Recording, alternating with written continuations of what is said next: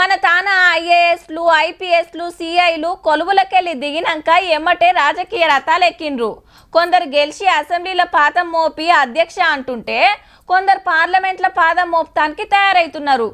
అట్లనే మొన్నటిదాకా మన తాన గవర్నర్గా పనిచేసిన తమిళిసై మేడం సుత కమలం కండువా కప్పుకొని పార్లమెంట్లో అడుగు పెట్టాలని ఆశపడుతుంది. గవర్నర్గా మేడాన్ని చూసినాం, మరి లీడర్గా చూడాలే కదా. అరుచుకుందాం పాండ్రి, మద్రాసులో ఏం నడుస్తుందో.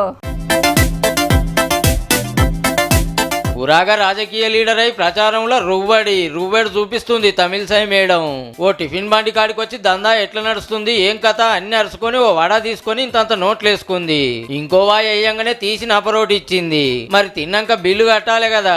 ఇట్లా ఫోన్ తీసుకొని ఆన్లైన్ పేమెంట్ చేసినాక ఈ మాట అన్నది.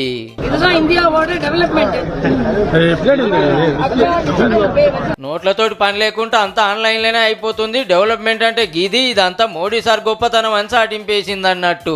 మన కాడ గవర్నర్ గిరికి ఇట్లా రాజీనామా పెట్టిందో లేదో మద్రాసు నడుము ఇట్లా పోటీ చేస్తుంది బీజేపీ టికెట్ మీద. మొన్న నామినేషన్ వేసినాడు అవతల పార్టీకి వెళ్ళి నిలబడుతున్నాము అగుపడితే గిట్లా అమరుకున్నది. అప్పట్లో ఓడిపోయి తెలంగాణకు గవర్నర్ అయింది. ఇప్పుడన్నా పార్లమెంట్ కు పోతుందో లేదో చూడాలి. All the best madam.